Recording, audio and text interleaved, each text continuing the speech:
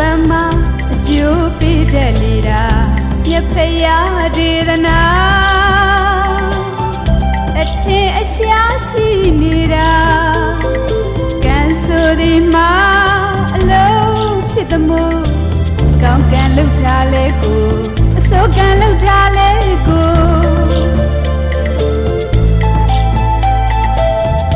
Can look talego,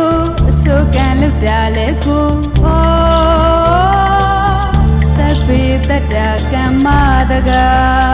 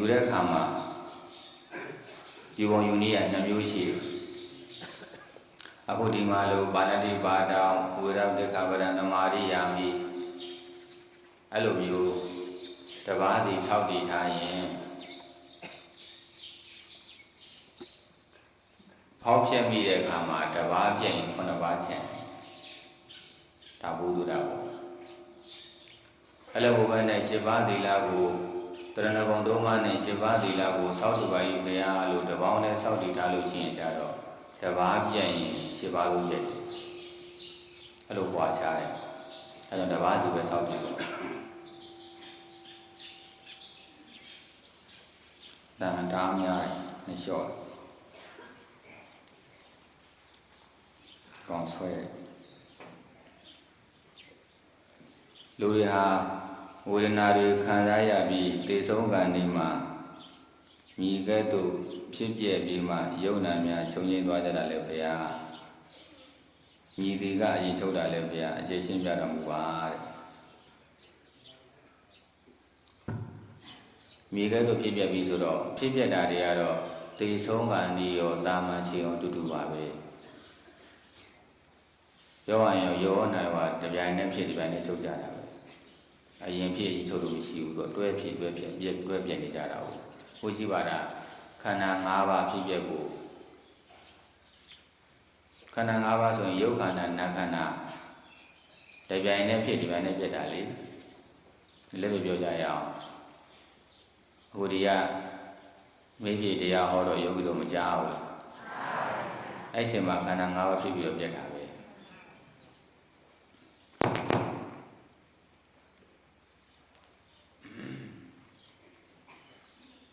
အတန်ယုတ်ရဲ့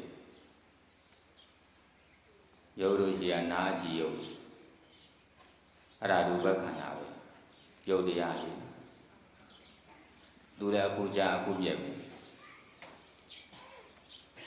နောက်ကြားရင်သိတဲ့သိစိတ်ဝိညာဉ်နဲ့ခန္ဓာနံတရားခံစားတဲ့ဝေဒနာခန္ဓာနံတရားမှတ်သားတဲ့ပညာခန္ဓာနံတရားတိုက်တွန်းလို့ဆိုတဲ့သင်္ခါရခန္ဓာနံတရားအဲ့တော့အဲ့ဒီယုတ်ဉာဏ်တရားအခုကြားအခုဖြစ်အခုပြနေတာဟုတ်တယ်မဟုတ်လားဒီသေကံကြီးလည်းအဲ့တိုင်းပါမထူဘူးအခုချိန်ဖြစ်ပြတဲ့သေကံကြီးဖြစ်ပြတူတူပဲအဲ့တခုထူကြတာကသေကံလေးချိန်မှာကြတော့သေရမဲ့ယောဂပြင်းထန်တယ်အဲ့ဒါကိုတော့ခံစားရတာပေါ့အဲ့ဒီခံစားရတယ်လည်းပဲဟိုတကယ်အမှန်တရားကိုသိထားရင်ဘာမှကြောက်စရာမလိုပါဘူးနောက်တကယ်သူတော်ကောင်းများကြတော့သိခြင်းတရားဟာသူတို့အတွက်မိတ်ဆွေပဲဘာမှကြောက်စရာမလိုဘူးသူတော်ကောင်းတွေသိတာတွေကတို့တွေ့ရလို့ရှိရင်ကြည်နူးကြတာကောင်းလို့တယ်မတူတော်တွေသိတာကကြောက်စရာလန့်တယ်ဖြစ်ကြတာဟိုဆရာတော်ကြီးတဲ့မြေတာပြင်စီဝါဆရာချင်းတွေကပျော်ဝယ်မြို့နေရအတိုးပေးစားတဲ့ဥကြောက်ခဲကြောင့်ရေးထားတယ်လေဒီမှာလည်းအတိုးပေးတဲ့ဘုရားတွေပါရင်ပါမှာတချို့ကလည်းအပြီးဟောချတဲ့အတိုးပေးရင်တဲအိုးပဲလို့ပြီးတော့ဟောတာမရှိဘူးလားဒီမဲ့မနှောပြန်အဲ့တဲအိုးကြီးလာဟောလေနောက်ပြန်ဥဒ္ဓမင်္ဂလာဟောပြီပဲနော်ညရှင်းတာဒီနေ့ကတော့တန်အိုးပေါ့ဆရာတော်ဟော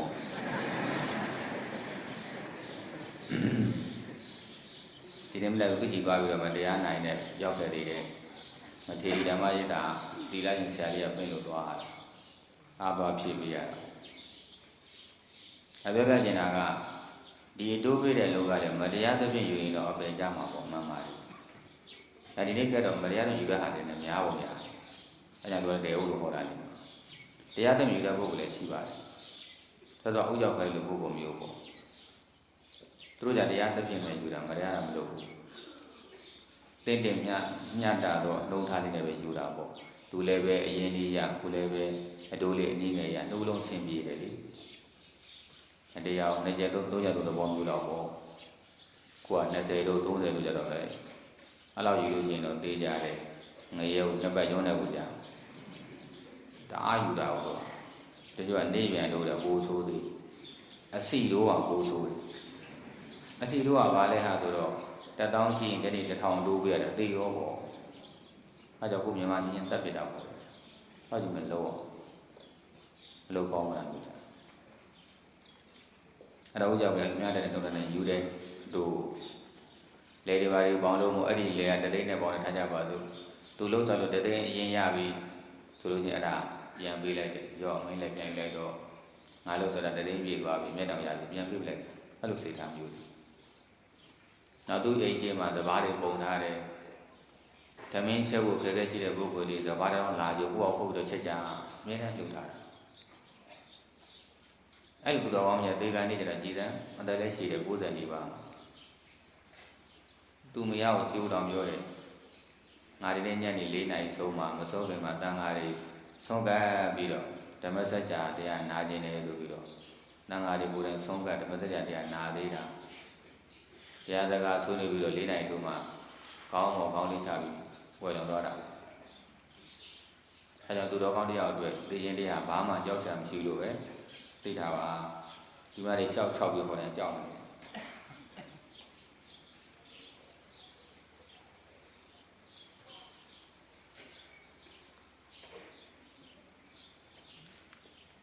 အဲဒီမျိုးလည်းကောင်းပါတယ်သူတို့ဘာပေးတော့အမြကိုတက်ရှိထင်ရှားရှိနေတဲ့လူတွေတောင်ကိုယ်တိုင်ဒါနပြုတာတော့မရနိုင်ရင်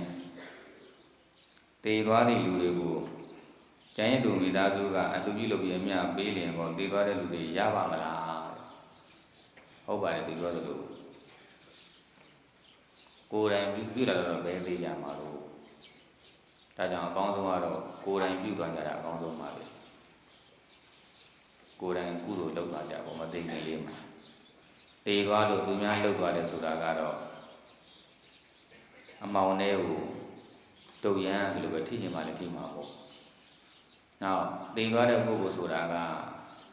အမြရနိုင်တဲ့ပုံရှိတယ်လို့အမြမရနိုင်တဲ့ပုံကလည်းအများကြီးဘုရုဇဉ်တွေတေရောက်တဲ့ပုံက5မျိုးရှိတယ်လူပုံရယ်နတ်ပုံရယ်ငရဲပုံရယ်တိရစ္ဆာန်ပုံရယ်ပြိတ္တာပုံ5မျိုးရှိအနတ်ပုံဆိုတဲ့အထဲမှာမြမပုံမှာပါတယ်အဲ့တော့အခု2 နာရီထိုးဖို့10 မိနစ်ပဲထား2 နာရီထိုးဖို့10 မိနစ်မှလူတယောက်သေးတယ်ပေါ့အဲ့ဆိုသူကအဲ့ဒီနာဖို့10 မိနစ်မှာပဲလူပုံနတ်ပုံနော်ငရဲပုံတိရစ္ဆာန်ပုံပြိတ္တာပုံချက်ချင်းဟိုမှာအသေးသွားဖြစ်တာဒီမှာဖြစ်ပြဟိုမှာသွားဒီမှာပြက်ပြီးတော့ဟိုမှာဖြစ်အသေးသွားဖြစ်တာပဲဒါကြောင့်လူပုံရဲ့နတ်ပုံရဲ့ငရဲပုံရဲ့တိရစ္ဆာန်ပုံရဲ့ရောက်သွားရင်အများပေးလို့မရတော့လူပုံနတ်ပုံကျတယ်လူလည်းမလိုအပ်တော့ဘူးပေါ့တိရစ္ဆာန်ပုံငရဲပုံကျတော့ပေးလို့ကိုမရတော့ဘူးပြိတ္တာပုံတစ်ပုံရောက်တော့မှပဲအများပေးလို့ရတယ်ပြိတ္တာပုံတော့မှသူလိုကိုလိုတာမန်ပြိတ္တာပုံမှာရတယ်တဲ့အမြဲတမ်းအငြင်းပန်းအနှိမ့်ဆက်ခံပြိတ္တာပုံမရဘူးဥပမာတစ်ခုဆရာတော်မနေ့ကဆောင်းပိုင်းလို့ပြီးပါတယ်အလုံးပြင်းကိလေသာကိုပဲတိုက်ချင်းလို့တော့ဆောင်းပါလေအများတရားစခန်းကအကျဉ်းတရားမြောက်တရားစခန်းအထိမ်းအမှတ်ဖြစ်မဂ္ဂဇင်းထုတ်ချင်တာကဆရာတော်စီစာမှုတော်ကိုရေးပေးလိုက်တယ်အဲ့မှာပြိတ္တာတရားတစ်ကောင်ကြောင့်ရေးထားတယ်ဒုရင်ကျုပ်ကတော့အဲ့တုန်းကဒီဆရာတော်2003ကအဲ့မှာကျောင်းတည်တယ်ပေါ့ဒီနက်နက်တန်းနဲ့မြို့တစ်မြို့မှာကျောင်းတည်ဒီမြို့နဲ့တန်ခါနာယကတွေရာယကမာယကအကုန်ခွင့်ပြုချက်နဲ့တည်တာပဲတရားဝင်ကျောင်းပေါ့အဲ့ဒါဆရာတော်ရန်ကုန်ပြန်ကြွချင်2004ခုနှစ်မှာပဲအဲ့ဒီဒါဗျူဟာမိုးကအဲ့ဒီမှာတော့ဘယင်ပေါ့ဗျာမာယကခါယကသူ့ကျောင်းရတော့အဲ့တော့ဘာမှအပြည့်လည်းမဟုတ်ဘူးသူကောက်ကွင်းသူရောက်ကောက်တည့်ရတဲ့ကောက်ကွင်းနဲ့နီးလို့အဲ့ကြောင်ဖြတ်ခိုင်းတာအဲ့တော့ကျန်တဲ့လူတွေပဲကျင်းနေမှာတော့ပြီးတော့အဲ့ဒီဗျူဟာမိုးကသူဆရာတော်ကိုတော့မသိဘူးသူနဲ့အဲ့ဒီမျိုးနေရမြုပ်ဒုက္ခကလေးကချေဘုန်းကြီးတွေပါလို့ထင်ရတူပါတယ်လို့ဖြတ်ခိုင်းတာပေါ့အဲ့တော့သူကမသိသူဇနီးကတည်တယ်ဗျူဟာမိုးကတော့တည်တယ်သူကဆရာတော်တရားတွေနာဖို့စာအုပ်တွေဖတ်ဖို့ဒါပေမဲ့ကန်ဆိုးရင်တော့အဲ့ဗျူဟာမိုးကတော့အဲ့ချိန်မှာရန်ကုန်ရောက်လို့လည်းမရှိဘူးအဲ့လိုနိုင်မဲ့လူကမရှိတော့ဟုတ်တယ်ဘိုးချုပ်မှုတွေကစားလို့သူတို့နိုင်တာသူတို့ကတော်တွေပဲနိုင်ကျန်တာဘူးမှမနိုင်ဘူးအားနဲ့ချင်းချုပ်ကတော့ဆရာတော်စီပဲဒီကတော့ဘုန်းဆရာတော်အဲ့လိုပဲဒီတက်ကနေစားဖြက်ခိုင်းတယ်ဒီလိုတခါတော့မှဖြက်ဘူးကြောင်းမှလက်နဲ့အပြည့်စုံနဲ့ရောက်လို့တိုက်ပွဲဖြစ်တော့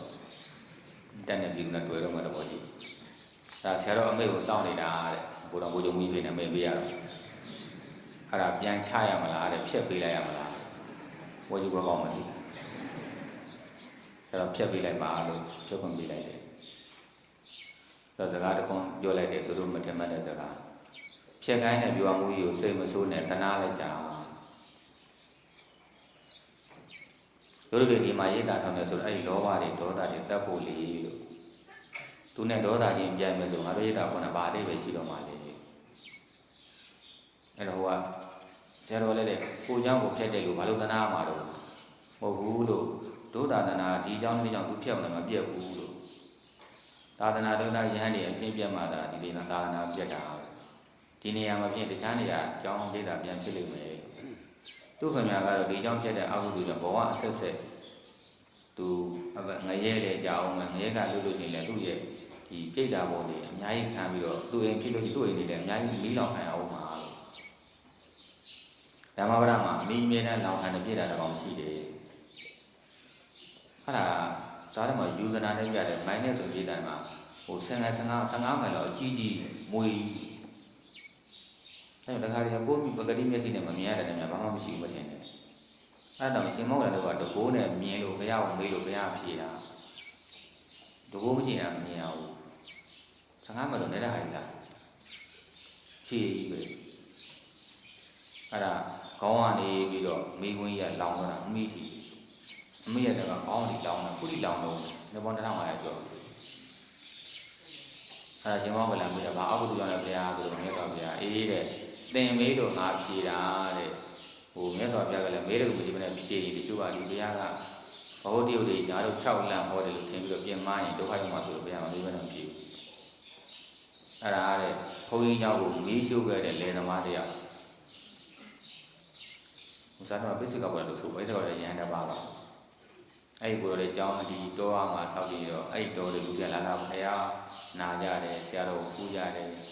အဲ့တော့အဲ့ဒီလေသမားနေတဲ့လေတွေကိုဖြတ်သွားတော့သူစိုက်ထားတဲ့အပင်တွေပျက်စီးလို့တဲ့အဲ့တော့ဒီဘုန်းကြီးမရှိမှဒီเจ้าမရှိမှဒီဘုန်းကြီးမရှိမှ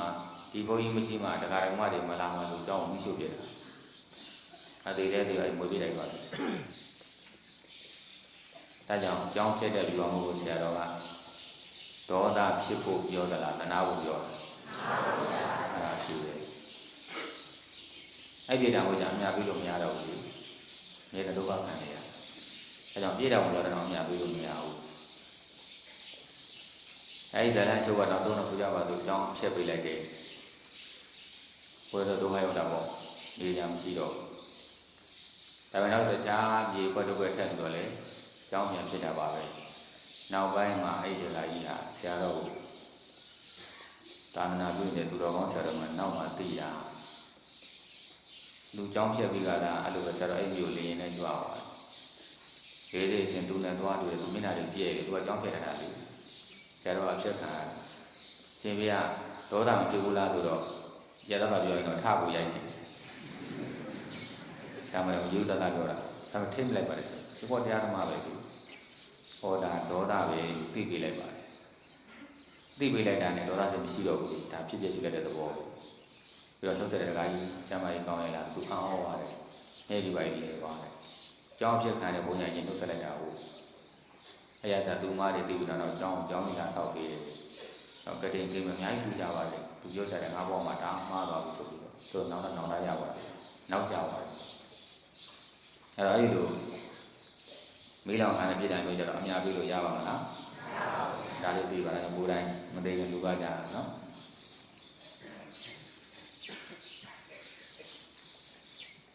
အဲ့တော့ဒေဂန်နေ့မှာယောဂဝေဒနာအပြည့်တန်ခံစားပြီး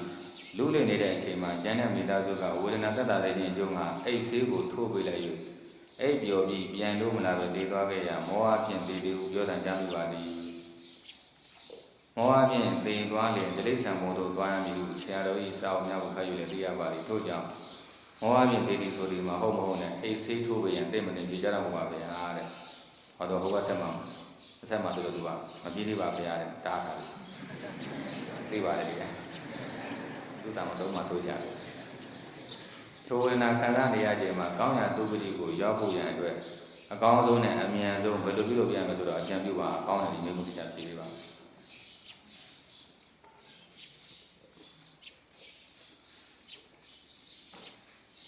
တော့များသောအားဖြင့်တော့အိတ်တဲ့ချိန်တိုင်းတော့မောဟဟုတ်ပေါက်ပေးတယ်တချို့ကုသိုလ်ပဲအာသန်တဲ့ပုဂ္ဂိုလ်တွေကြောင့်ပြည်တယ်မြိုင်အိမ်မဲ့တဲ့ကုသိုလ်တွေရှိတယ်ဒီလားဒါတော့ဆိုလို့ရှိရင်အိမ်မဲ့တဲ့တော့တရားဟောတယ်ဒီတရားတော်မတွေကိုဘယ်တော့ဟောပေးခြင်းလဲအဲအိမ်မဲ့တဲ့မှာစာရေးလို့အိမ်မဲ့တဲ့မှာသူများဒုက္ခတွေပူကြီးလို့အဲ့လိုမျိုးကောင်းတဲ့အာရုံတွေနဲ့ဖြစ်မယ်ဆိုရင်တော့ဒီတိရစ္ဆာန်ဘုံမရောက်နိုင်ပါဘူးဒါကြောင့်အေးဆေးထူတဲ့အေးကမဟုတ်ချာတိရစ္ဆာန်ဘုံသွားမယ်လို့ဆိုလို့မရပါဘူး ဒါတော့ပဲနော်အဲ့ဆေးထိုးရန်သိမသိရတော့မသိမှုတော့ရှိနေရတယ်သူ့တဘာဝအတိုင်းမှကောင်းတယ်သူ့တဘာဝအတိုင်းကောင်းတယ်ဆိုတဲ့အကြောင်းလေးပဲခုဆက်တော့ပြီးပါအဲ့ဒီကအခုအဲ့ဒီစာရေးဆရာကစားလေးရေးတယ်သူ့ဘာလေးဆိုနန္ဒတော့ပါတယ်ကျော်နန္ဒဆေးတက်လာမလို့သူတို့စားလေးကိုတော်ရေးပါတယ်ဒါတို့မြေတိုင်းမှာလည်းမလားဆိုရင်ဒီပါပါတယ်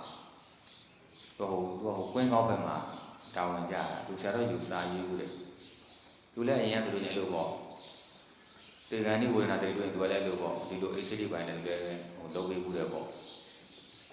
အဲ့တော့ဒီပြီးတော့ဒီအောင်ရသွားတယ်တဲ့ဆရာတော်ဆောက်ထဲမှာတေဂန်ဒီမှာတရတော်ဆောက်တည်ထားမယ်၅ပါးတိလာလောအောင်စောင့်ထိန်းထားမယ်ဆိုအဲ့ဒီပုဂ္ဂိုလ်အားလည်းရဲရဲဝံ့ဝံ့သိရဲတယ်အဲ့ကြောင့်ဒီပြီးတော့အေးစိတ်တွေမသုံးတော့ဘူးဒီပုဂ္ဂိုလ်တေဖို့တေရပါပြီဆိုရင်ဒီပြီးတော့ပြောပြတယ်သူကျန်နေရတာအတော်ကြီးတရဏဂုံနဲ့၅ပါးတိလာစောင့်တည်လိုက်စောင့်တည်ခိုင်းလိုက်တယ်ပေါ့ပြီးရင်အဲ့တရဏဂုံတော်ကြီးနေတဲ့တတိယနဲ့စိတ်ထဲနဲ့ရွတ်နောက်ကို၅ပါးတိလာကုသိုလ်နဲ့အမြဲတမ်းအမှတ်ရငါမှာ၅ပါးတိလာကုသိုလ်ရှိတယ်အဲ့ကုသိုလ်တော့ဝမ်းမြောက်အဲ့တော့အတော်အနေနဲ့မသေးခင်နိုင်ပေါင်းများစွာတရက်နေရရင်တရက်စာတိလာကုသိုလ်ရတယ်လို့တော့သင်ပေးတယ်ထျောက်တယ်ဗျာအဲ့ပုဂ္ဂိုလ်တွေဟာဒီကံလေးမှာတတိရှိရှိနဲ့ရဲရဲဝံ့ဝံ့ကြီးကြီးလေးလေးနဲ့သိသွားကြတာအောင်သွားတယ်အဲ့ဒီကိုပဲလုံးကြပါလို့နော်တခြားနေကြမလုံးကြပါ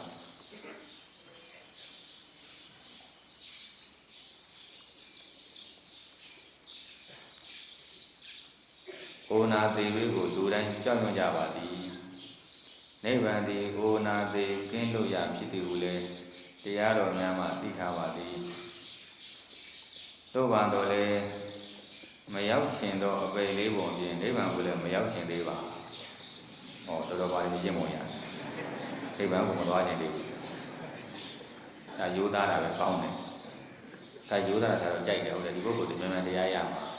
တချို့ကမလို့ရင်မနဲ့လို့ရင်နဲ့ကြောက်လေးနေတာသူကမလို့မရောက်ချင်တာမရောက်ချင်ပြောတာဒါယူသားဖြောက်မယ်ဆိုတော့သဘောကျဟုတ်တယ်ယူသားတာပဲကောင်းတယ်တချို့ဘုန်းကြီးတွေရောက်ပြီးယူသားပြီးတော့တချို့ကဟာဒီဘုန်းကြီးကဘောဓုတွေပြောတယ်ဘုရားယူသားတာတော့ကြီးယူတယ်ဟိုကိုယ်စိတ်ဓာတ်မမှန်တာမမှန်ဘူးလို့ပြောတာယူသားတာပဲအဲ့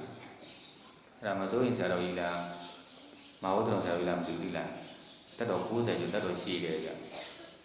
ဒါသူအမျိုးတွေကတက်တော်ရှိဆရာတော်ကြီးလည်းဖြစ်တယ်နော်သင်ကြတဲ့ဆရာတော်ကြီးလည်းပြောတယ်ဆရာတော်ရဟနာပြောင်းအားထုတ်ဗျာရဟနာပြင်သိကောင်းတာဘာညာပြောတော့ဆရာတော်ကြီးပြောတယ်မင်းတို့ကရဟနာပြောင်းအားထုတ်ခိုင်းတယ်ငါပါတဲ့လူမတော်ပြောင်းအမဲမနဲ့ကိုအောင့်ထား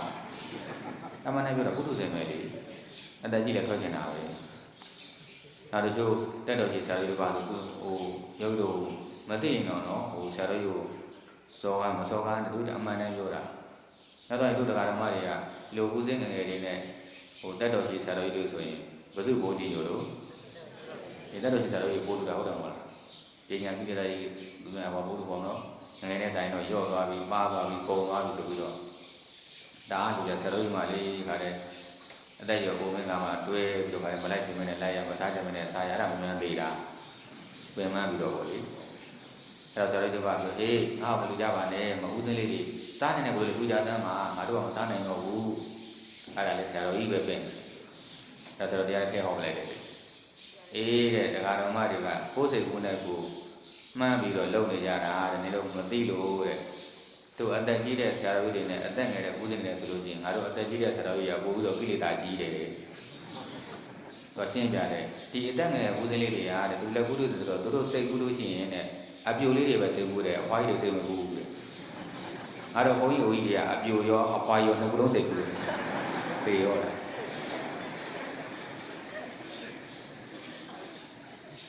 အဲ့တော့ယောဂီတွေရောဆရာတော်ကြီးတွေနဲ့ဦးဇင်းလေးတွေဘယ်ဟာကကြမှာ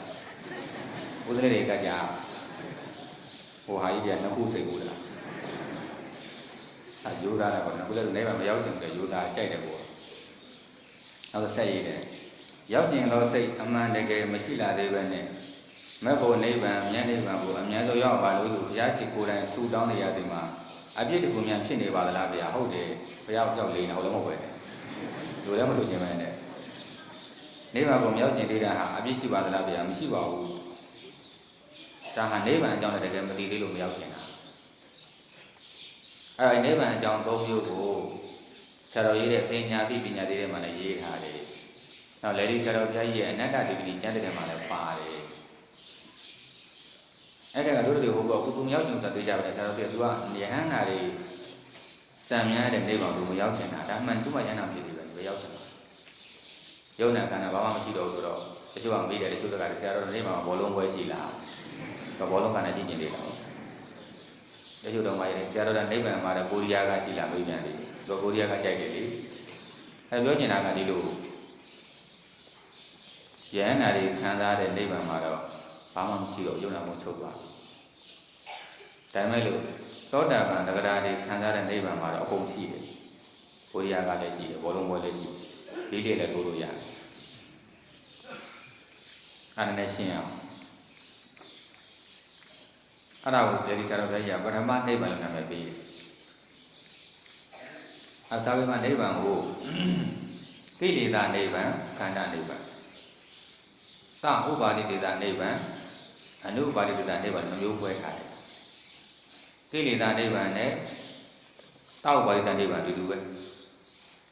ခန္ဓာနိဗ္ဗာန်နဲ့အနုပါတိတေနိဗ္ဗာန်တူတူပဲအဲ့ဒါခွဲပြမယ်ခက်တယ်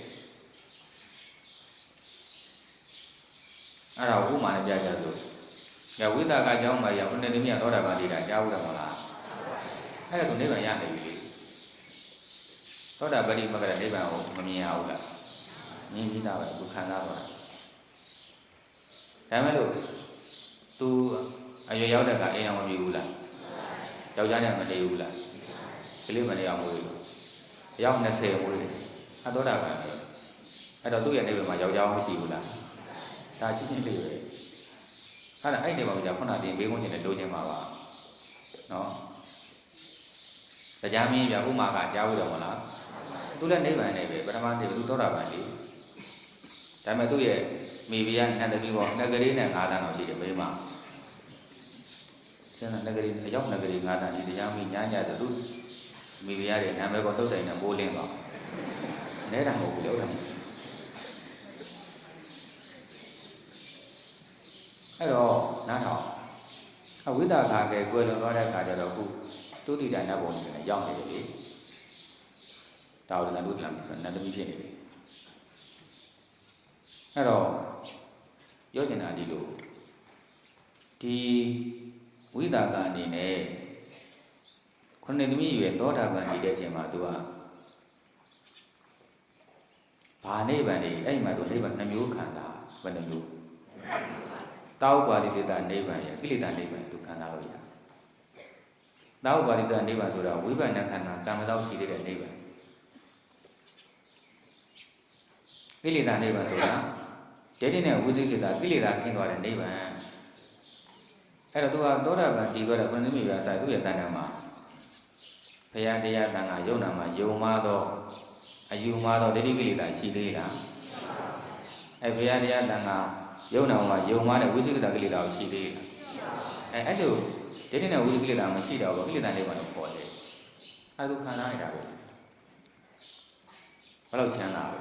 ဘုရုဇဉ်ဆိုတာသိရင်အပေကြမှာသောတာပန်ကအပေမကြောက်အဲ့ဒါကိုချမ်းသာတယ်မျိုးနောက်အဲ့ဒီနိဗ္ဗာန်သိဖို့အတွက်ဆိုရင်သူကဝိသုံးပါးနဲ့ဒီတန်တရာ၃ပါးကိုတွဲလဲရတယ်တန်တရာ၃ပါးကအောက်တန်တရာအလယ်တန်တရာအထက်တန်တရာဆိုပြီးတော့အောက်တန်တရာကအပေလေးကိုအလယ်တန်တရာကလူဘုံနဲ့နဲ့ကိုအထက်တန်တရာကမြမဘုံ20ဝိသုံးပါးကတော့ကိလေသာဝေကမ္မဝိပါကဝေအဲ့လိုတဲ့ကဒီနေရာမှာကိလေသာဝေရာဒီသဘောတရားခန္ဓာ၅ပါးကိုငါလို့အယူမှားတော့သက်္ကာတိကိလေသာကိုယူပါတယ်အကိလေသာဝေအဲ့ကိလေသာဝေသက်္ကာတိကိလေသာရှိရင်ဘာလုပ်ကြလဲတဲ့ငါဆိုအားကြည့်တဲ့ပုဂ္ဂိုလ်တွေကအကုသိုလ်လုပ်တယ်တတ်တယ်ဖြတ်တယ်လေးတယ်ညားတယ်ပိုးတယ်ဝတ်တယ်လက်စားတယ်အဲ့ကမ္မဝလို့ခေါ်တယ်အဲ့တော့ငါဆိုသက်္ကာတိကိလေသာဝေကြောင့်တက်ပြက်လေးနဲ့ကိုယ်ကကမ္မဝဖြစ်ရောအဲ့ဒါအကြောင်းဝင်တစ်ပါးအဲ့ဒီအကြောင်းဝင်တစ်ပါးကြောင့်ဥပါကဝဆိုတော့အပေ၄ပါးကြောက် အဲ့တော့ပထမနိဗ္ဗာန်ရတယ်ဆိုတာဝိသခာယီခုနှစ်မဲ့သောတာပန်တည်တယ်ဆိုတာမှတ်ထားကိလေသာဝိတဲ့တက္ကတိကိလေသာကြီးမရှိတော့ငါပြောမရှိမှတော့ငါချမ်းသာဖို့ငါသာသမီကောင်းစားဖို့ဆိုတဲ့စိတ်နဲ့တက်ဖြတ်လိမ်ညာပို့ရတဲ့ဟာလုပ်ပါဦးမလားအဲ့ဒါကမ္မဝိချုပ်သွားတယ်ချင်းချင်းလေးပဲဗျအပေကြတယ်ဥပါကဝဆိုတာဟာကိလေသာဝိနဲ့ကမ္မဝိကြောင့်ဖြစ်တာရှင်းအောင်ပြောရင်တက်ဖြတ်လိမ်ညာပို့ရလို့ပဲကြားတက်ဖြတ်လိမ်ညာပို့ခြင်းမရှိမှတော့ပဲကြားပါဦးအဲ့ဒါပဲဒါကအပေကြတဲ့ဥပါကဝဘာကြောင့်ပဲကြားလဲတက်ဖြတ်လိမ်ညာပို့လို့ကြားတယ်ကမ္မဝိကြောင့်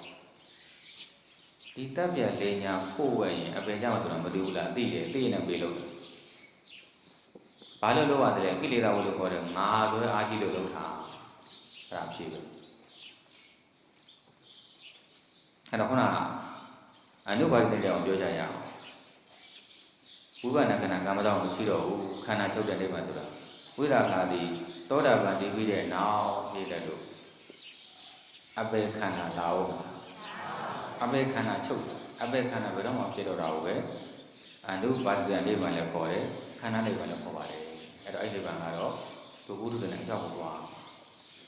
အားကြောင့်လဲဆိုရင်ပင်စံရိယက၅ပါးကြားဘူးတယ်မှာအမေတ္တာပြီးတော့ဗာလဲအဖေတ္တာပြီးတော့ယန္နာတ္တာပြီးတော့ဘုရားရှင်ဥစ္စေတော်လောက်တာသံဃာနိုင်ပွဲအဲ့ဒါကြီးအမှတ်တာကိုသောတာပန်မတည်သေးရင်တဲ့ဒီဘဝမလို့နောက်ဘဝလို့မှာဘုရားရှင်လောက်တယ်ဆိုတော့တဘောမတော့ဘဝသောတာပန်တော့မလို့တော့ဒါကြောင့်သောတာပန်တရားလို့ကြိုးစားတယ်ဒါကြောင့်လူမျိုးတွေရှင်မောဂလနာမှာမရအတွက်နဲ့အမေမိဘနှစ်ပါးရိုက်တက်ဘူးတယ်အဲကြောင့်သူရဟန္တာဖြစ်တာတော့မှဘုရားတိုင်းမှာငါရိုက်တယ်လို့ပြိဋိနိဗ္ဗာန်ဆန်းချာအဲဒါသူတို့သောတာပန်မတည်ငါခံရတာပဲအဲဒီမှာကောင်းတဲ့မေးခွန်းလေးပါအဲနာမရူပပရိစ္ဆေမေတ္တာပိဋကညာတော့တရားကိုဆက်နာပါလာပါလိမ့်မယ်ဒီမှာမပြောတော့ဘူးเนาะလာမှာမလို့ဒီလိုတော့ဒေါသကြီးတတ်ပါတယ်သမီးနဲ့သားပေါ်ဖြစ်တတ်တဲ့ဒေါသစိတ်ကိုနိုင်အောင်ကြိုးစားခြင်းပါတယ်တခြားသူတွေပေါ်တော့စိတ်ရှည်သိခံနေတဲ့မိခင်တရားအောင်နေပြင်သမီးနဲ့သားပေါ်အိမ်လို့တွေကိုသင်ပေးပါတယ်သူတို့တွေကသင်ပေးနေစဉ်ရောတက်ပြီးသားတွေလှုပ်ခန်းရင်မှာစီကံတကြမလှုပ်ရှင်ကြဘူးတဲ့အချိန်ကိုလည်းရွှေ့တတ်ပါလေအဲ့ဒီကလေးပြီးတော့ဒေါသထွက်တတ်ပါတယ်အဘယ်ရဲ့ကြမ်းမြေဒေါသကိုလျှော်ပါအောင်နှလုံးသွင်းမတက်ဘူးဖြစ်နေတယ်တဲ့စိတ်ချမ်းသာအောင်ကုသိုလ်ဖြစ်အောင်မိခဲ့လို့နှလုံးသွင်းရမယ်ဆိုတာကိုသင်ပြပေးပါတဲ့ဘုရားရှိခိုးတဲ့မေတ္တာပို့ရင်တော့တဲ့သူတို့ရဲ့မျက်နှာလေးတွေအေးအောင်ငြိမ်းချမ်းပုံပေါ်မျိုးပို့ပေးနိုင်ပါတယ်ဗျာတဲ့အဲယောဂီကမေတ္တာပွားနည်းလို့နေရဒီမေးခွန်းရှင်ဟာမနောကံနဲ့ဝစီကံမေတ္တာပဲသူကိုပွားလို့ပွားနိုင်တယ်ပေါ့ကာယကံမေတ္တာပွားတယ်လို့ဖြစ်နေတယ်မေတ္တာအသုံးပြုလို့ပွားတယ်စိတ်နဲ့လည်းကျမ်းမာချမ်းသာစေကိုမေတ္တာပွားနှုတ်နဲ့လည်းချမ်းသာစေကိုမေတ္တာပွားနှုတ်နဲ့မေတ္တာပွားတယ်ဆိုတာဆရာတော်ကျမ်းမာချမ်းသာစေအဲ့ဒါပြောတာမဟုတ်ဘူးနော်သူများကိုအပြစ်ပြောစရာရှိရင်တော့မှခံတာမဲ့စကလုံးလေးရွေးပြီးတော့ဆုံးမတာမျိုးပါဝစီကံမေတ္တာလို့ခေါ်တယ်ရှင်းအောင်ပြောရင်ဗျာငေါ့လို့မှန်လို့ရတယ်မငေါ့ဘူးမမှန်ဘူးအေးလေးနဲ့ရှင်းပြပြီးဆုံးမတာဝစီကံမေတ္တာအဲ့ဒီမေတ္တာမိဘဆိုင်မှာပြောရပါတယ်ဟောကာယကံမေတ္တာကာယကံမေတ္တာဆိုတာကကိုယ်သားသမီးကိုရိုက်ခွင့်ကြုံနဲ့မရိုက်ဘူးမေတ္တာလေးနဲ့ပဲပြောပြီးကိုယ်သားသမီးချမ်းသာအောင်လက်တွေလည်းပြုစုယူပါပြီးအဲဒါကာယကံမေတ္တာလို့ခေါ်အကိုနဲ့မေတ္တာပွားတယ်။နောက်တော့ဒီနေ့ဒုဗုဒ္ဓဘာသာမိဘအများစုဟာကာယကံမေတ္တာအားနည်းနေကြပါလေ။အဲ့ဒါကိုဆရာတော်စာအုပ်တို့ဒီကြံပြီးမှထွက်လိမ့်မယ်လူတော်လူဆိုးအဲ့ဒါမိဘနဲ့ဆရာတွေသင်ပေးထားတာဒီနေ့ခေတ်ကာယကံမေတ္တာအားနည်းကြလို့ဒီတစ်ခါပြောဦးတယ်ယောဂီတွေပါထပ်ပြောလိုက်ပါဦးတို့ဒီနေ့ကမိဘတွေအားနေချက်ကဘာလဲဆိုရင်အမှားတစ်ခုကတာသမီးကိုတဲ့စိတ်ထဲကပဲချေတဲ့နှုတ်ကထုတ်ပြီးတော့မချေနဲ့တဲ့ကိုယ်ကဖွင့်ပြီးတော့မချေနဲ့တဲ့ကန်းတက်လိမ့်မယ်တဲ့ဒါကြောင့်ဘုရားသမီးချစ်လို့နမ်းကျင်တောင်မှာတဲ့ အိပ်ပျော်ချိန်မှာနန်းလို့တချို့ပြောတာမဟုတ်လားအဲ့ဒါပြောင်းပြန်အောင်မှားတယ်အမှားကြီးအဲ့ဒီအမှားကြီးကြောင့်ဒီနေ့တချို့သောသားသမီးတွေဟာမိဘတွေကိုလုံးဝမေတ္တာစေတနာမရှိတော့မိဘတွေကိုကြောက်နေကြတယ်လန့်နေကြတယ်အခုဆိုရင်အရင်တုန်းကတော့ရောစရာအကောင်းဆုံးရက်က3ရက်လို့ကြားဖို့တယ်မဟုတ်ရှင်လင်းပြန်ထောင်ထွက်မင်္ဂလာဆောင်တဲ့ရက်တော့ကြားဖို့တယ်မဟုတ်အခုကျတော့တချို့သားသမီးတွေမိဘသေးတဲ့ရက်ကအပျော်ဆုံးဖြစ်နေတယ်အဲ့ဒါဘာကြောင့်မိဘတွေကမတန်တဆတအားရိုက်ခဲ့ကြတအားညှင်းသေးခဲ့ကြအဲ့စာအုပ်အပြင်ဒီတရားစကားတော့မဝယ်ပတ်ကြအတ္တကျော်ရေးတဲ့စာအုပ်သားသမီးများကိုထိမ့်သိမ်းစောင့်ရှောက်ခြင်းအမှုပညာတဲ့စာအုပ်နဲ့ဖတ်လိုက်ကြတော့မိပါတယ်အဲ့ဒီအတ္တကျော်ရဲ့အဖေကသူ့ကိုတအားရိုက်ပြီးဆုံးသွားဘယ်တော့မှနှုတ်နဲ့ပြီးပြီးမဆုံးမအောင်ရိုက်တာအဲ့တော့ကျွန်တော်ဖေကထင်နေတဲ့ငါဘလောက်ရိုက်ငါသားတချင်ပြီးတဲ့လိုက်ငါ့ကိုချစ်မှာပဲကျွန်တော်အခုအသက်50ကျော်အဖေကိုချစ်တဲ့စိတ်ခါမှမပေါ်ဘူးမုန်းတာနဲ့ကြောက်တာကျွန်တော်လေးတဲ့အခုအတိတွေထိုင်တော့ရှိပါတယ်ဒါပေမဲ့လို့မပျော်တယ်မှန်းတယ်ကျွန်တော်ပျော်ခဲ့မိတယ်အဲ့ဒါကတော့သူ့အဖေကဒီအမြန်လမ်းမကြီးလွတ်ရင်းနဲ့ပဲလူတက်လူတေသွားတာတရားခံလည်းမပေါ်ဘူးအဲ့အဖေသေးတဲ့တရင်ကြောင့်ကျွန်တော်အပျော်ဆုံးဖြစ်သွားတယ်ကျွန်တော်လေးတဲ့မပျော်ကောင်းမှန်းသိတယ်ဒါပေမဲ့ကျွန်တော်တို့ကပြောဖို့နဲ့ထိလို့မရဘူးကျွန်တော်အဖေတဲ့နေ့မှာတအားပြောလိုက်တာဘေးရတဲ့ကျွန်တော်မေးတယ်မင်းအဖေချင်းမှာဟုတ်ရဲ့လားဆိုပြောတော့အဖေချင်းမှာတအားရိုက်ခဲ့တယ်စိတ်ကနာပြီးတော့တွင်းစကားမုန်းသွားတာအဲ့တော့မိဘတွေပါပါတယ်ဘယ်တော့မှရိုက်မဆုံးပါဘူးဘယ်တော့ရိုက်ငါသားငါသမီးရဲ့တစ်ချိန်ငါမြစ်တာရှိမလုံးဝမတော်လည်းမလုံးဝမရှိဘူးကိုတေမန်းနေမှာပြောဆုံးဖြစ်သွားမှာဆိုလို့တတိပေးနေတာအတူကဖွင့်နေတာဒီကြားထဲမှာမတိတတ်တဲ့အမေတွေကအဖေရအမေကိုနိုင်လို့ရှိရင်လေအဲ့ဒီအမေကအဖေမကောင်းတော့ဒီကလေးတွေပိုးတင်ပေးတတ်တယ်အဲ့ကြောင့်လေဒီအဖေကိုသားလေးသမီးကိုပိုးစိတ်လာပတ်တတ်တယ်အဲ့ကြောင့်အမေများကလည်းအဖေရဲ့အားနဲ့ကြောင့်မကောင်းကြောင်းတွေကိုသားလေးတွေကောင်းတယ်မပြီးပြောအောင်ပိုးစိတ်လာတော့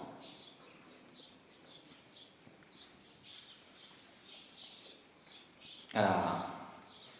မနေ့ကစားတဲ့ကြောင်လာလို့တော့ထည့်ပြောတာဆရာတော်ကြီးစားတဲ့ကြောင်ရောက်လာတယ်သူတို့ကဝိညာဉ်တရားကသူကတော့ဆရာတော်စုပ်ပုံရဆက်တော့ဆရာတော်ဒီစားလေးသိကြိုက်တယ်လို့ဆရာတော်ဆောက်တယ်မှာထည့်သုံးနေတယ်လို့နာမည်မျိုးတွေမထည့်ပါဘူးထည့်ပါဗျာတဲ့တပည့်တော်အမောက်ဒီလုံးတင်ပြီးပြီသူ့အမောက်သူမြင်သွားလို့ဆရာတော်ရေးတဲ့သားနဲ့ကားဆိုဆောက်လေးဖတ်မိသွားတာဒီမိုင်းဆောက်လို့ရှိတဲ့လက်ကန်ဆောက်မိဘတွေအဆုံးမှာလို့သားလေးရောက်လက်ဖြတ်ခံတဲ့အကြောင်းကိုရေးတာအဖေကလက်တွေကြိုက်ချိုးလိုက်တယ်အမှန်အထင်မှားတာပေါ့ဗျာသူအဲ့လိုရိုက်နေကြအောင်ဒီသားလေးက9နှစ်လောက်ရှိသေးတယ်သူကကားသိပ်ပေါ်တော့သူသားလေးကတန်းချောင်းနဲ့သွားချစ်တယ်ဒီနေ့မှာဝတ်တဲ့ကားကြီးတန်းချောင်းနဲ့ချစ်ရမလားသူသားလက်ကိုသူကဒီလိုသဘောတင်နေပြီးတော့သူကလက်သီးနဲ့ထုလိုက်နေတာသူ့လက်ထဲမှာမိုးလီကြီးကြိုင်တာအဲ့ဒီလက်လေးချောင်းလုံးရိုးတွေပါကြည်သွားတယ်သူကတတိကိုလက်လိုက်ဆေးအောင်ကြတော့ဒီချောင်းလက်လေးချောင်းဖြတ်ပလိုက်ရတယ်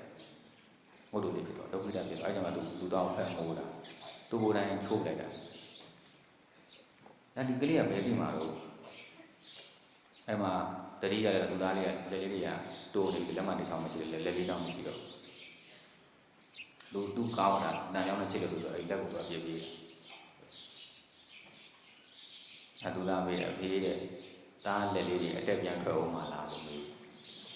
သူတော့ဗျာဟိုနှလုံးသားထိတဲ့စကားပေါ့အဲ့တော့ကလေးကအပြီးရှိကြတယ်ဒါတော့ကိုအသိဉာဏ်နှုတ်တဲ့သားကိုသူကလက်ကိုချိုးပလိုက်တာဒီခုနေတာဘာလို့မှအဲ့တော့ကလေးတွေစိတ်ဆိုးတော့မယ်ဆိုရင်ကိုချင်းစားလိုက်ကြမှာတတိထားလိုက်ကြမှာသူကငါမဟုတ်ပါလားဟုတ်လေသူကငါမဟုတ်ဘူးလေသူကကလေးပဲကိုကမိပါကိုအသိမတူလို့ရှိတယ်ကိုနဲ့မနိုင်အောင်ကိုနဲ့နိုင်တော့တာထွက်လို့ပြီးတော့မဟုတ်ဘူးအဲ့တော့သူစိတ်နဲ့နိုင်လို့သူတော့အဲ့ဒါ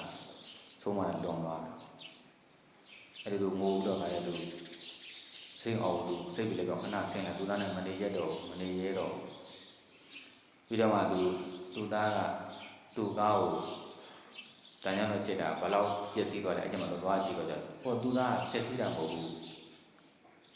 စာရေးတာသူ့ကိုချစ်တယ်လို့ပြောနေတာငါပြောမှမရချင်ဘူးအဖေရိုက်ပဲနေလို့အဲ့ဒါသူသားချစ်တဲ့နေရာကို သွားကြည့်လိုက်တော့အဖေကိုသားချစ်တယ်လို့စာရေးရှာဒီကအဖေကိုသားချစ်တယ်ရေးတဲ့စကားကြောင့်သူသားလက်တွေချိုးခံတယ်ဘာကြောင့်အဲ့လောက်ကြောက်လဲဆိုတော့ဒီနေ့မြန်မာမိဘတွေကသားသမီးကိုကိုယ်နဲ့မှမချစ်ကြဘူးနှုတ်နဲ့မှချစ်တယ်မပြောကြဘူးစိတ်ထဲကပဲချစ်ပြီးတော့ကလေးကကြောက်သူချစ်တယ်တော့ဖုံးမပြောရဘူးအဲ့ဒါအဖေကတော့သွားရေးရှာအဲ့ဒါသူ့ကတန်တက်လိုက်တာကိုယ်တို့ခွေးတာဖြစ်သွားအဲ့ကြောင့်အဲ့ဒီကနှလုံးလေးဟပ်ပြီးအဲ့မှာလဲအဖေသေးသွားတယ်သားလည်းဖားတယ်ဆိုဖြစ်သွားအဲ့ဒီဝတ္ထုဆရာကြီးရေးတာအဲ့ဆောက်ဒီမှာရှိတယ်သားနဲ့ကားနဲ့ဆောက်လို့ညာတိတိအဲ့ဒီကောင်အဲ့စာပိုက်လို့ဆရာတို့စာရေးရှာတာပြီးတော့မှလေးတဲ့ဆရာတော်ဝတ္ထုလည်းဆုံးတော့တနေ့ကိုချုံးမချမိုးလိုက်လေမှန်လိုက်တာတဲ့တပည့်တော်ကဆရာတော်ဝတ္ထုတွေကဦးမြင့်စိန်တို့ကတပည့်တော်သားသိန်းတော်အဲ့လိုရိုက်ခဲ့တာအမေတော့တာအဖေတို့ဘယ်လောက်ဆုံးမှမသိဘူးပြီးတော့သားသမီးတွေကတော်ပါတယ်ညံလဲကောင်းဒီညတပည့်တော်လောဘကြီးတယ်အတန်းထဲမှာတိတ်ကနေနှစ်ဖြစ်သွားတာနဲ့လာခဲ့တဲ့လူအိမ်ရောက်တာနဲ့ဖျောင်းတယ်မှာအကြီးကိုဝယ်ရပြီးတော့ဖျောင်းဆက်ပြီးတွေလက်မောင်းပေါ်ချအဲ့ဒါဆုံးမတာလေအဲ့ဒါမှအားမရလို့ရင်ခါတဲ့ဝိရှိကလက်တွေလက်မောင်းသားတွေထိုးတာသူတွေထွက်တယ်အဲ့ဒါမှအားမရလို့ရင်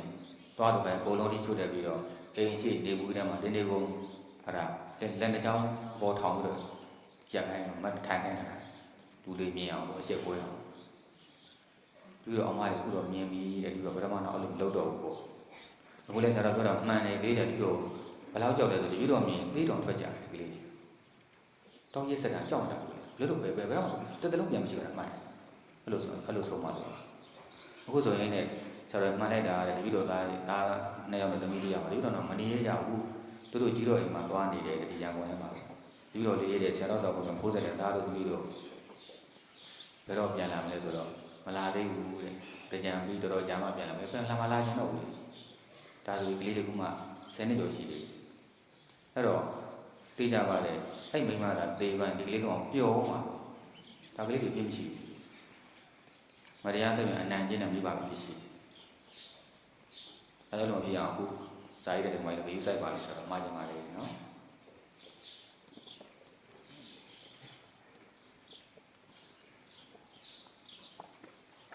တော့နိဗ္ဗာန်တရားတော်များကိုကောင်းစွာသိရှိတွေ့မြင်တော့ပုဂ္ဂိုလ်ရဲ့ဧဝါဒကိုသိကျင်ပါတယ်အဲ့ဒါဆိုရင်ပညာလိစာအုပ်ကြီးရဲ့နောက်ဆုံးနိဗ္ဗာန်ဆောင်ဖတ်ပါလို့ပြောပြရတယ်နော်အမှအများကြီးထားပါတယ်နိဗ္ဗာန်ကြောင့်တပိတော်ဒီမိမိကိုယ်ကိုမကြည်ညိုသောအဖြစ်တစ်ခုရှိပါသည်ထိုအဖြစ်မှာတပိတော်ငယ်စဉ်ကရဟန်းတန်ခါများဆုံးခံကြွခြင်းတွင်တပိတော်ဒီကျောင်းသားအဖြစ်ဖြင့်ဆုံးရင်ွယ်များထိုင်းရပါသည်သိကြတယ်လို့ခိုးစားတော့ဟုတ်တယ်ဆက်ပါတော့မှန်တယ်တို့ဆွမ်းရင်းများထဲမှာဆွမ်းရင်းများကိုသူတစ်ပါးမသိအောင်3-4ရက်နှက်ယူစားသုံးပြပါတယ်တဲ့ထိုပြင်များကြည့်အောင်ဘယ်လိုလုပ်အောင်မလဲထပ်တာစားလိုက်တော့အကြီးမဲ့သူကြောက်နေပါနဲ့အဲ့ဒီတွေကအေကံမိုးချငရဲမချပါဘူးအေကံမိုးချငရဲချတာစောစောပြောတာ5မျိုးပဲရှိတယ်လေဒီဆိုင်တွေက5ပါးကျူလို့မှသာအေကံမိုးချငရဲချတာမှာဒီလောက်အကုသိုလ်ကလူတန်းလေးပါရှိရမှာပြင်မပေးပါဘူးတရားကုသိုလ်အားတွေကောင်းတယ်ဒီကုသိုလ်တွေကဥမာပြရလို့ရှိရင်တော့နည်းနည်းစောစောမှာနှင်းနေကြတဲ့အခါမှာနင်းအကြီးလေးတွေဟာမြက်ပေါ်မှာတင်းမနေဘူးလားနေထွက်လာတဲ့နှင်းအကြီးလေးလားထိုက်တိုင်းမှာပြေးတာတကယ်ဒီတဲ့ချိန်မှာဒါနသီလဘာကုသိုလ်တွေအများကြီးလုံးမှာတော့ဒီလောက်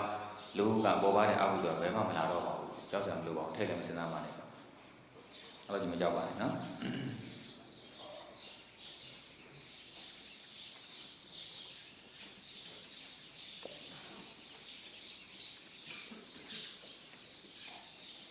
ပြီးတော့ယေကိုတရားစကားတွေရကမုံတို့များရှိလို့ယခုမှဘုသူများလည်းရှိတော့ကြောင့်တရားထိုင်ရတဲ့မြေတို့ရှုမှတ်မြင်မြေတို့နှလုံးသွင်းဆင်ញံပြီးကိုမတည်တော့ကြောင်းတဲ့တရားသာထိုင်ရညောင်းညာခြင်းတာအခက်မတည်စေရန်အတွက်တပည့်တော်ပေါဝင်ရှာမတည်သေးသူများရှင်းလင်းပြကြပြပါဗျာဟုတ်တာပဲနော်တော်တော်ညောင်းလိုက်ကြပြီနေတဲ့ပေါ်ပြရခဏပါဟုတ်တာပေါ့အစ်စ်တွေအများကြီးပါတာပဲဆရာတော်ကမတက်ကဝင်မလို့ဗျာအဲ့ဒါတို့ယောဂီတွေဆရာတော်တဲ့ဝိရိယကောင်းတော့ဆရာတော်မှဝင်လာခြင်းနဲ့လမ်းမရှိလို့ပြန်ထွက်သွားအဲ့တော့ကလမ်းလေးတော့ခြံထားတယ်နော်အဲ့မတက်ကဆရာတော်ကကျူးမှန်ကြီးကိုတင်ပြီးကိုလာခဲ့တယ်ခင်ဗျားတို့လမ်းမပေးလို့ ဘိုးကြီးပြန်ထွက်သွားမယ်မတက်နိုင်ဘူးလေလမ်းမှာမရှိဘဲအခုကြောခွာလာပဲရပါအဲ့တော့ဆရာတော်ဘာသာလမ်းတဲ့ခြံထားလိုက်ပေါ့စိတ်ချအောင်နော်ကိုလည်းနဲ့ပြောပြပါမယ်ခုအဲ့တော့တို့တရားရှိမှတ်တော့အပေါ်အလုံးမဟုတ်ပါဘူးထူးဆိုင်လည်းမဟုတ်ပါဘူးမိမိတဏ္ဍာမှာကုသိုလ်ဖြစ်ရင်တော့အမြဲတမ်းလုံးသွင်းတာတရားထုတ်တာအကုသိုလ်ဝင်မခံတာပေါ့အဲ့တော့ထွက်လေဝင်လေမှတ်လေကုသိုလ်ဖြစ်နေတာအဲ့ထွက်လေဝင်လေနဲ့မှတ်လို့ရှိရင်တော့သမထဘာဝနာကုသိုလ်ပေါ့ထိတဲ့သဘောလေးကြောင်းမှတ်လိုက်ရင်သုံးဖို့တွန်းကန်လှုပ်ရှားတဲ့သဘောလေးကြောင်းမှတ်လိုက်ရင်ဥပဒနာကုသိုလ်ဖြစ်သွားတာပဲအဒီကြားထဲမှာဆရာတော်ဘုရားစိတ်ကဟိုပြေးဒီပြေးဘယ်လိုလုပ်မလဲကြောင်းမှတ်လိုက်ထွက်လေဝင်လေမှတ်နေတာသုံးဖို့တွန်းသဘောလှုပ်ရှားသဘောထိသဘောလေးမှတ်နေတာဟာဒါကာယ ानु ပဒနာတိပဋ္ဌာန်ခေါ်တယ်ယုတ်တရားကိုမှတ်နေတာပေါ့တော့စိတ်ကဟိုငွေเจ้าတွေရောက်လို့ငွေเจ้าတွေတွေးတယ်ဘယ်လိုလုပ်မလဲအဲ့ဒါဆိုရင်အဲ့စိတ်ကိုပြောင်းမှလိုက်ငွေเจ้าတွေးနေတယ်သာသီမိเจ้าတွေးနေတယ်သာသီမိเจ้าတွေးနေတယ်ပြီးလိုက်လို့ရှိရင်ဝန္တာတန်ကုသိုလ်ဖြစ်သွားအဲ့လိုက်ပြီးတဲ့အကျိုးလည်းကုသိုလ်ဖြစ်သွားအဲ့တော့ဒီစိတ်ကတော့ဒီလိုပဲပြေးနေကြပြေးမှာသူ့လိုသူ့လိုမှာဒါကမတရားတဲ့နည်းနဲ့သွားထိတ်ထုတ်လို့မရဘူးလို့လည်းမထားရဘူးထိတ်လည်းထားကြမလို့ချုပ်လည်းမထားရဘူးသူတွေးနေတာသူတို့အတင်တော်လိုက်ပြီးဒါမကောင်းတဲ့ချိန်မကောင်းတဲ့တွေးပဲဒါဟာသားကြောင့်တွေးတာဒါဟာသမီးကြောင့်တွေးအဲ့လိုတိတိနောက်တဲ့စိတ်ကသူ့ဘော်သူစင်ကြယ်ပြီးတော့မကောင်းတွေးကိုမတွေးတော့ကောင်းတာကြတွေးကောင်းပါလေတချို့ကဟိုမကောင်းတာမတွေးတော့ကောင်းတာတွေးလဲကြောက်ကောင်းတာကြတွေးပါဖြစ်ဘူးအဲကြောင့်တို့တိုင်းရုံပိုင်းမှာပါပါတယ်တွေးတာဝိတ္တကလို့ဆိုတာမတွေးရမှတွေးရမှတွေးလောဘတွေးရင်တဲ့အကြောင်းမတွေးနဲ့အကုသိုလ်ပဲဒေါသသူတို့ကပြည့်စုံပြီးတဲ့အကြောင်းမတွေးနဲ့အကုသိုလ်ပဲမောဟအမှန်မသိတဲ့အကြောင်းနဲ့မတွေးနဲ့အကုသိုလ်ပဲဒါဆိုဘာတွေတွေးမလဲလောဘပေးခြင်းတရားအကြောင်းကြတွေးဘယ်ရတယ်ဘလို့ရရင်ဘလို့လူမယ်တွေးကောင်းတဲ့အကုသိုလ်ပါလို့ငါဘုံရဟိုလူတွေကတော့မျက်စိတင်ကြတယ်ငါဖွဲပြီးတွေးကောင်းတယ်ဘာဖြစ်ကုသိုလ်လေးဒါအားလုံးကမြတ်တာမှန်တဲ့ကြောင့်ဒီကုသိုလ်ဖြစ်ပါတယ်ဘာမှဖြစ်ပါဘူးဒါကြောင့်ကောင်းတဲ့အကြောင်းတော့တွေးပါအဲ့လိုဒီစိတ်ကပြန်တည်နေရင်ဝင်မှတ်နေကြမထိတဲ့တော့တော့ဝင်တဲ့လူကပြန်မှတ်အဲ့လိုမှတခါမထမ်းဘူးတဲ့ပုဂ္ဂိုလ်တွေကညောင်းညာကြိုက်ခဲလာပြန်ရောအနေနဲ့ဗျာတားနေကိုဟိုညောင်းညာကြိုက်ခဲလာပြီးရွှေ့ခြင်းလိုက်ဘယ်လိုလုပ်မလဲဆိုလို့ချင်းလွယ်လွယ်လေးပဲရွှေ့ခြင်းတဲ့စိတ်လေးပြောင်းမှန်နေရွှေ့လိုက်တယ်ဘာဖြစ်ရင်းလို့ဘာမှဖြစ်မသွားသို့တော့နောက်ကအသိစိတ်လေးကပ်ပါဟိုရွှေ့ခြင်းနဲ့ရွှေ့ခြင်းနဲ့ရွှေ့တယ်ပြီးဒါရွှေ့တယ်ချမ်းသာဒါကြောင့်မှတ်တာရှင်းမှန်တဲ့ဝိပဿနာတရားဆိုတာမှတ်ဆဲခြင်းမှလည်းချမ်းသာတယ်ဆင်းရဲမရှိဘူးတရားရတော့ဘိုးတော်ချမ်းသာတယ်အဲကြောင့်မရှိမဆိုင်မလုံးနဲ့မရှင်းတဲ့တော့မဟုတ်ဘူးကအမားတွေပါဒါကြောင့်ဝေဒနာပေါ်လိုက်ဘူးမဟုတ်ဘူးလေဝေဒနာဘယ်လိုပေါ်စိတ်ရှင်ဝေဒနာရှိမှတ်တယ်စိတ်ရှင်ပါရှိဒါဝေဒနာမရှိရင်စိတ်မရှိမှရောသေမှရသိတော့နောက်ပေါင်းချင်းမှဖြစ်ရင်ဝေဒနာပြန်ရှိအောင်ပါအဲတော့ဝေဒနာပေါ်အောင်နေရဟုတ်ပယ်အောင်နေရမဟုတ်ဘူးဝေဒနာနဲ့ပတ်သက်ပြီးတော့နှစ်သက်တဲ့လောဘနဲ့မနှစ်သက်တဲ့ဒေါသကိုပေးရမှာမှတ်ဒါပဲဟာလားရှုမှန်နေချုပ်ပြောပြလိုက်ပါဒီလိုတို့အထက်တန်းကျောင်းမှာစ၍ကျောင်းသားများသည်အပေါင်းအသင်းမှာ၍တော်၎င်းကျောင်းမျိုးဖြင့်ဆေးလိပ်ခွန်အရဲ့စသည်တို့ကိုမိဝဲလာတတ်ကြ၍ထိုရာတို့၏ဆိုရမြောက်ဟောကြားပြသပေးပါအေးဆေးလိပ်တော့ရင်ငွေကုန်မယ်နောက်လေကျောင်းခေသာဖြစ်မယ်ခွန်ရဆိုင်ငွေကုန်မယ်ပဆောင်ခေသာဖြစ်မယ်အရဲ့တော့အသေးခေသာပြင်မယ်သိမယ်ဒါဆိုးကျိုးတွေပဲရဲတောင်ဖြစ်ရပေါ်လေယူမယ်ဒါကူကအယူမှန်တယ်ရမောကအဲ့ဒါနော်ရဲသမားတွေပါပဲကဲတနိုင်ပြည့်ပြီဒါတို့ခေါ်ကြတယ်